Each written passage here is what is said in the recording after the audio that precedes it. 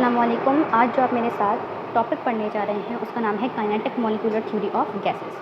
ठीक है, तो सबसे पहले हमें जानना होगा कि काइनेटिक एनर्जी क्या होती है, क्योंकि हम यहाँ पे काइनेटिक और मॉलिक्यूलर थ्योरी के बारे में बात कर रहे हैं। और किसकी बात कर रहे हैं?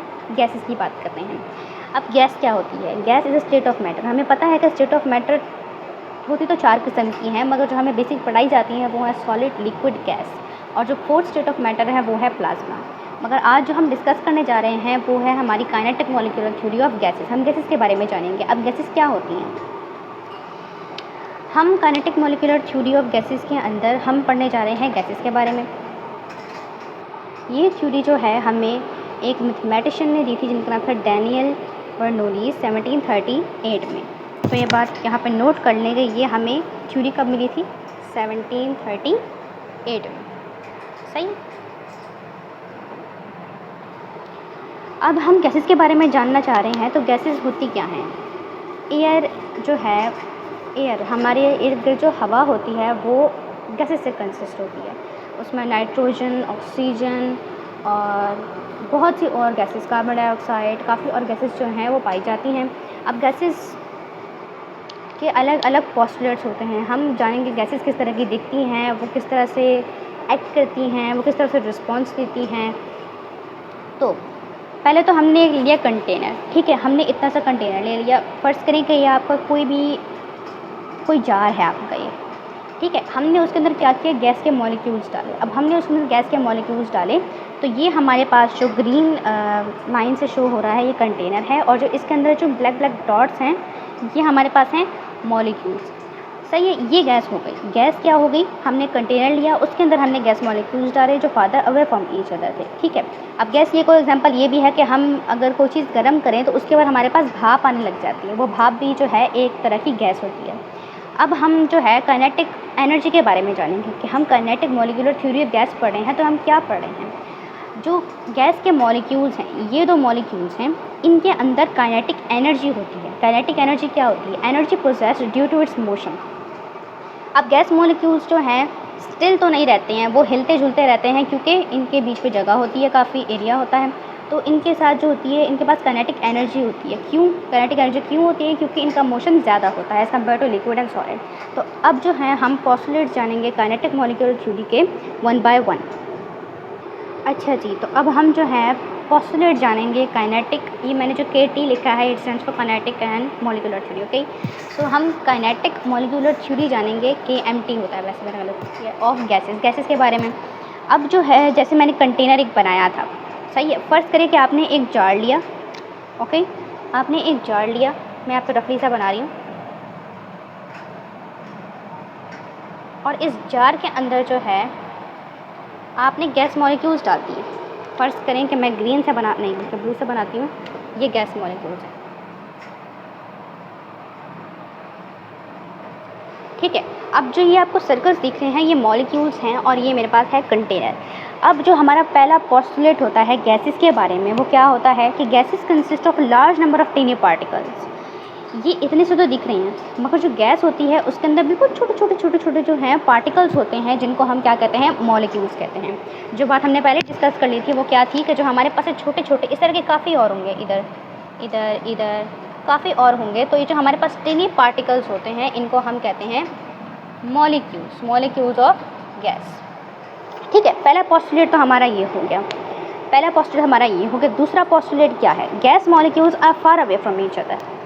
एक काम करते हैं, हम इसको जो है साइड पे लिख लेते हैं। यहाँ पे इसमें टिनी पार्टिकल्स होते हैं which are called molecules। छोटे पार्टिकल्स होते हैं इसके अंदर, जिनको हम क्या कहते हैं? मॉलिक्यूल्स कहते हैं। और ये पार्टिकल्स जो हैं वो लिक्विड में भी होते हैं, सॉलिड में भी होते हैं, गैस में भी होते हैं। तो हमारे पास जो टिनी पार्टिकल होंगे वो मॉलिक्यूल्स होंगे, गैस के भी, लिक्विड के भी और सॉलिड के भी। दूसरा पोस्टुलेट क्या है इसका? Gas molecules are far away from each other. ये जो हैं गैस मॉलिक्यूल्स जो हैं आप देखने के अलग अलग होते हैं, फैले हुए होते हैं, इनके बीच में स्पेस ज़्यादा होता है। And occupy negligible volume as compare to the total volume of the container. अब आपने देखा होगा कि अगर हम कोई गिलास लेते हैं, फ़र्ज़ करें कि हमने कोई गिलास लिया, दिस इज़ मग, और अब जो है हमने इसके अंदर वाटर डाल दिया। ओके, हमने इसमें क्या डाला? वाटर डाल दिया। अब हमें तो पता है कि वाटर ने कितनी जगह ली, कितनी स्पेस ली। वाटर ने हमारी जो है ग्लास की वो इतनी स्पेस ली, इतना जो है पार्ट हमारा छोड़ दिया। ओके, मगर जो गैस मॉलिक्यूल्स हैं, अगर आप गैस मॉलिक्यूल्स को किसी भी कंटेनर के अंदर डालते हैं तो वो एक जगह पे स्टिल नहीं रहते, वो जो है पूरे के पूरे कंटेनर में घूमेंगे।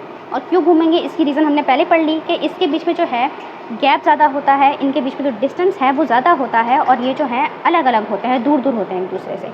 तो जो इनके बीच में जो वो होती है डिस्टेंस होता है वो हमारा क्या होता है? ज़्यादा होता है as compare to liquid and solid.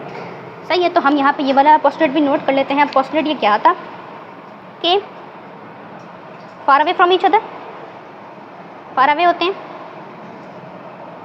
Okay, और क्या था? Occupy negligible volume, occupy volume as compare to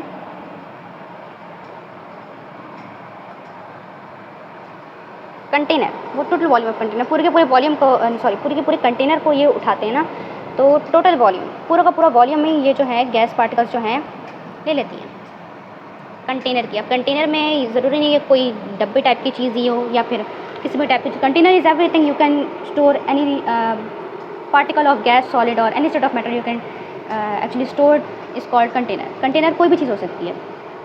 अब हम चलते हैं इसके थर्ड पोस्टुलेट पर।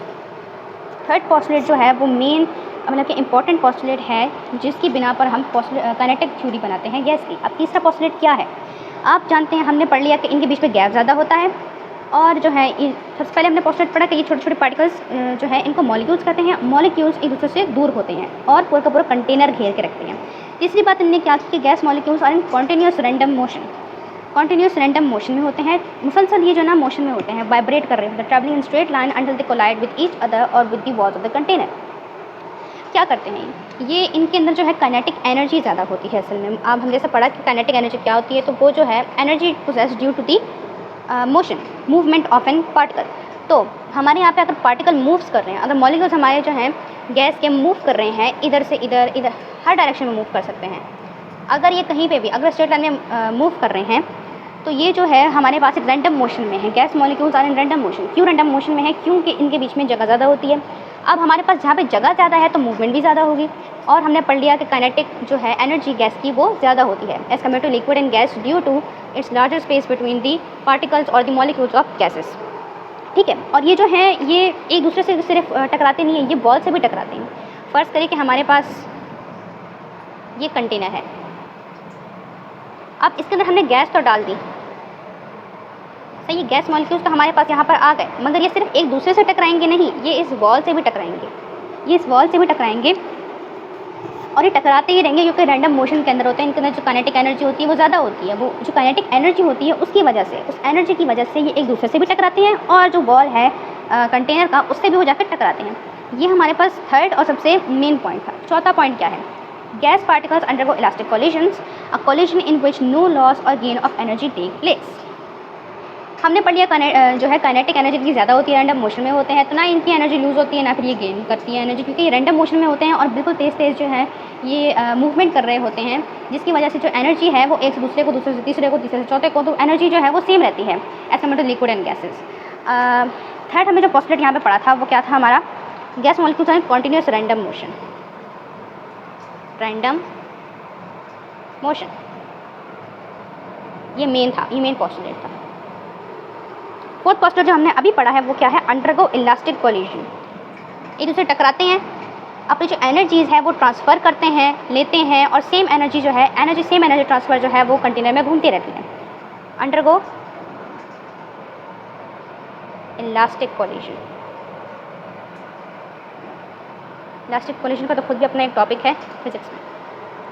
अच्छा जी, अब जो हम 1 2 3 4 अब हम जो हम पांचवा पोस्टुलेट पढ़ने जा रहे हैं वो मैं इसको रिमूव करके लिखती हूँ, आप ये नोट कर ली। तो मैंने बाकी पोस्टुलेट्स पे कॉपी कर ली है। इसका टोटल जो है 5 6 7 पोस्टुलेट्स हैं। तो हम चलते हैं अब इसके पांचवें पोस्टुलेट पर। सबके सब इजी हैं बहुत ज़्यादा। अब पांचवा पोस्टुलेट क्या कहता है? Gas exert pressure when molecules collide with the wall of container. अब जब मॉलिक्यूल जो है वो कंटेनर से टकराएगा, कोलाइड का मतलब क्या होता है? टकराना। अगर हमारा जो मॉलिक्यूल है, गैस मॉलिक्यूल, अगर वो कंटेनर से टकराएगा तो वो क्या होगा? प्रेशर एक्सर्ट करेगा। प्रेशर किसके ऊपर एक्सर्ट करेगा? वो बाकी मॉलिक्यूल्स के ऊपर एक्सर्ट करेगा। इसकी एग्जांपल ऐसे ले लें कि अगर आपके सामने कोई बंदा खड़ा है, आप चल रहे हैं, आपको पता नहीं है, ठीक है, आप भागते हुए जा रहे हैं उसके पास और वो सीधा खड़ा हुआ है, आपने उसको टकराई और जो आपके पीछे बंदा था उसके ऊपर भी प्रेशर जो है एक्सर्ट हुआ। तो वही एग्जांपल यहाँ पे यूज़ हो रही है कि जो यहाँ पे मॉलिक्यूल है वो जा रहा है, टकरा रहा है कंटेनर से, कंटेनर के वॉल से, और जो वॉल है वो उसको प्रेशर दे रहा है। इस मॉलिक्यूल को इतना प्रेशर दे रहा है कि वो बाकी जो मॉलिक्यूल्स हैं उनके ऊपर अपना प्रेशर एक्सर्ट कर रहा है, ठीक है। अब जो हमारे पास छठा है वो है there is no force of attraction, या फिर weaker force of attraction. Weak force of attraction क्यों होती है? जो वीक फोर्स ऑफ अट्रैक्शन है वो किस वजह से है? क्योंकि इसके बीच में जो है जो डिस्टेंस है वो हमारा ज़्यादा है, इसकी काइनेटिक एनर्जी ज़्यादा है, ठीक है। तो वीक फोर्स ऑफ अट्रैक्शन आप देख रहे हैं कि इनके जो बीच में गैप है ये कुछ ज़्यादा ही है, तो इनकी वजह से जो है इनकी फोर्स ऑफ अट्रैक्शन जो होती है, मतलब जो मॉलिक्यूल्स को जो फोर्स अपने साथ अट्रैक्ट करके रखती है कि वो ना इधर जाए ना उधर जाएँ, वाइब्रेट करें, मगर नॉट दैट मच कि वो बिल्कुल ही बाहर चले जाएँ या फिर वो बिल्कुल रैंडम मोशन में चले जाएँ, कि वो अपने से ही पूरे वॉल में जो है कंटेनर में जो है वो घूमते रहें। तो इनकी जो वीक फोर्स ऑफ अट्रैक्शन है वो वीक होती है as compare to liquid and gases और लिक्विड एंड सॉलिड। अब जो हमारा सातवां है पोस्टुलेट वो है K E is directly proportional to temperature. K E है काइनेटिक एनर्जी और ये सिंपल टेम्परेचर है। इसकी बिना पर हमारे पास बहुत बड़ी इक्वेशन भी आई थी जो कि हमारे पास किसने डिराइव की थी? रडल्फ क्लॉसिस ने जो है डिराइव की थी। तो ये बोल रहे हैं कि के ई डायरेक्टली प्रोपोर्शनल टेम्परेचर के। यहाँ पे हम एक एग्जांपल लेते हैं इस वाले पोस्टुलेट को समझने के लिए, ठीक है। आप फ़र्ज़ करें कि आपने जो है एक पानी लिया, किसमें? एक बर्तन में जो है, फ़र्ज़ करें आप कि आपने एक बर्तन में पानी लिया, फ़र्ज़ करें आप, चलें इसको छोड़ दें, या बर्तन में पानी लिया या फिर एक जो है पतीली में आपने क्या ली? चाय ली। ये जो डायग्राम सही है, हाँ। तो अब हमने इसके अंदर पानी ले लिया। अब पानी जो है उसको इतनी हीट मिलेगी, और हीट किससे मिल रही है? Due to the variation of temperature. यहाँ जो टेम्परेचर है हमारा वो यहाँ पे चेंज हो रहा है, वेरी कर रहा है। वेरी मीन्स चेंज कर रहा है, टेम्परेचर चेंज हो रहा है, ज़्यादा से कम हो रहा है, कम से ज़्यादा हो रहा है। तो हमारे पास जो यहाँ पर है, यहाँ पर टेम्परेचर चेंज हो रहा है। हम टेम्परेचर बढ़ा देते हैं ना हमारा टेम्परेचर बढ़ जाता है जब हम किसी मतलब चाय या फिर किसी और चीज़ को, दूध को हम उबालने के लिए रखते हैं या फिर हम चाय बनाने के लिए रखते हैं, तो हम चूल्हा ऑन कर देते हैं, जिसकी वजह से हमारे पास टेम्परेचर है वो हाई हो जाता है। अब due to the high temperature जो है काइनेटिक एनर्जी भी जो है उसकी बढ़ेगी। काइनेटिक एनर्जी कैसे बढ़ेगी? फ़र्ज़ करें कि मेरे पास जो है, मैं इन सबको मिटा दूँ, ये पोस्टुलेट जो है मेन है और इसको समझना भी बहुत ज़रूरी है।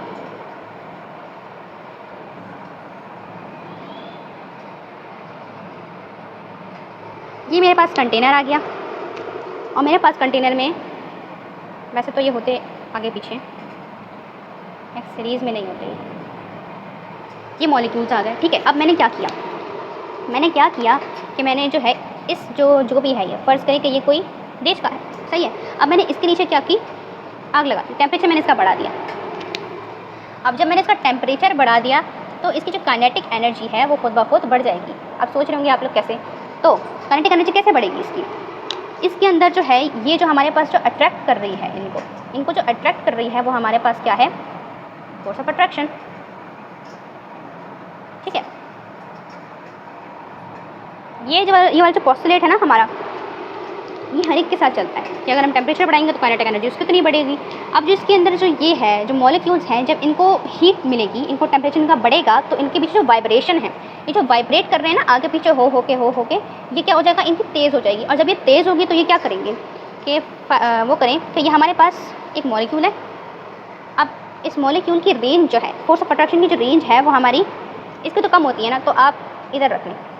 अब अगर हमने इसको हीट दी, सही है, अगर हमने इस मॉलिक्यूल को हीट दी तो ये क्या करेगा? जो इसकी जो बाउंड्री होगी ना, फोर्स ऑफ अट्रैक्शन होगी, ये और कम हो जाएगी। कितनी कम हो जाएगी? बहुत कम हो जाएगी इसकी फोर्स ऑफ अट्रैक्शन, जिसकी वजह से जो इसके मॉलिक्यूल्स हैं वो इवेपोरेट होने लग जाएंगे इन फॉर्म ऑफ गैसेस, और वो और भी ज़्यादा वो हो जाएगी, जो है उसकी फोर्स ऑफ अट्रैक्शन जो है वो कम होती जाएगी। जितना हम टेम्परेचर बढ़ाएंगे उतनी उसकी काइनेटिक एनर्जी भी बढ़ेगी। Kinetic energy is equals to the vibration, ठीक है। काइनेटिक एनर्जी हम जो है यहाँ पे ले रहे हैं सिमिलर टू वाइब्रेशन। इस पतीले को हमने क्या किया? टेम्परेचर इसका बढ़ाया, हीट दी इसको, हमने इसको हीट दी, इसके जो मॉलिक्यूल्स है वाइब्रेट करने लगे, अपनी जो ओरिजिनल वाइब्रेशन की उनकी स्ट्रेंथ थी वो उससे ज़्यादा वाइब्रेट करने लगे। And due to the vibration और due to the higher kinetic energy जो है इनके फोर्स ऑफ अट्रैक्शन कम हो गई। Got it. तो ये हमारे थे 7 पोस्टुलेट थे गैसेस के। हम एक बार फिर रिकॉल कर देते हैं इसको। पहली बात जो हमने की वो क्या था कि इनके बीच में लार्जर स्पेस होता है, क्योंकि ये कौन से हैं, गैस मॉलिक्यूल्स है, तो गैस के दरमियान जो है स्पेस ज़्यादा होगा। दूसरी बात हमने जो की वो gas molecules far away from each other, अलग अलग तो होते हैं, जाहिर सी बात है कि अगर इनके बीच में स्पेस ज़्यादा है तो ये अलग अलग होंगे, दूर एक दूसरे से दूर होंगे और जो है पूरा का पूरा कंटेनर ऑक्यूपाई करेंगे। ठीक है, फर्ज करें कि ये जो है कंटेनर ओके।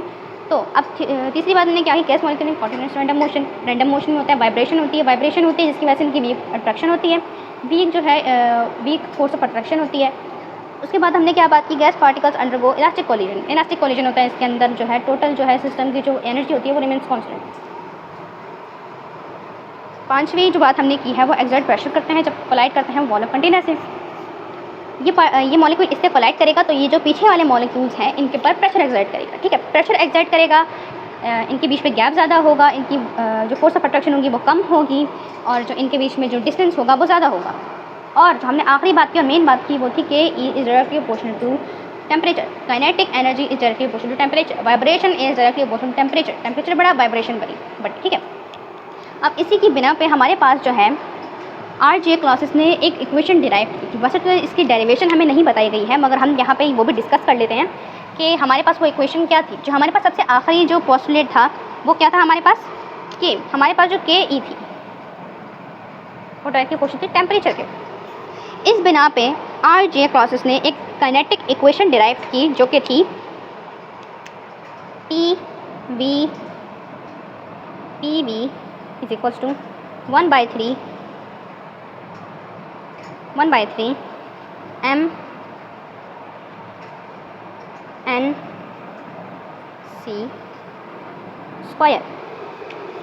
सिंपल सी है, बिल्कुल सिंपल सी है। ये P जो है यहाँ पे प्रेशर है, सबको पता है, यहाँ पे बल्कि मैं लिख देती हूँ ऐसे कि ये P जो है वो प्रेशर है। B हमें पता है वॉल्यूम होता है, as we are studying in chemistry, तो यहाँ पे ये है वॉल्यूम 1/3। M जो हमारे पास ये है वो है mass of single molecule of gas. Mass, मैं क्या कह रही हूँ, मास, ये मास है और सब का नहीं, मास ऑफ सिंगल मॉलिक्यूल। ओके, दिख नहीं रहा, मास ऑफ सिंगल मॉलिक्यूल। और जो हमारे पास ये C बना हुआ है, इसको देख कंफ्यूज मत होना, क्योंकि ये जो है ये है mean square velocity of the gas molecules. Mean square velocity, mean square velocity of gas molecules. ठीक है, तो ये हमारे पास थे टोटल जो हमने पोस्टुलेट पढ़े कि गैस क्या होती है। जो काइनेटिक मॉलिक्यूलर थ्योरी है वो असल में गैसेस को ही डिफाइन करने के लिए बनाई गई है कि गैसेस किस तरह की होती हैं, जब वो अपने मॉलिक्यूल से टकराती हैं, जब अपने वॉल से टकराती हैं, वो किस तरह की होती हैं, ज़्यादा जगह लेती हैं, कम जगह लेती हैं, किस तरह की होती हैं, कि अगर टेम्परेचर उनका बढ़ाए तो वो किस तरह से बिहेव करती हैं, किस तरह से उसका रिस्पॉन्स मिलता है। तो ये सब जो थी हमारी थी क्या थी, हमने आज की जो टॉपिक में हमने जो पढ़ा वो है postulate of kinetic molecular theory. और उससे जो हमने एक और टॉपिक कवर किया वो था PV is equal to 1/3 mNc²। तो ये जो है हमारे पास इक्वेशन थी, काइनेटिक इक्वेशन थी, जो कि हमारे जो लास्ट जो हमारे पोस्टुलेट था उससे डिराइव हुई थी। उम्मीद है आप लोग को ये जो वीडियो है ये अच्छी लगी होगी, और अगर आपको अभी भी कोई कन्फ्यूजन हो तो आप नीचे कमेंट बॉक्स में पूछ सकते हैं। अल्लाह हाफ़िज़।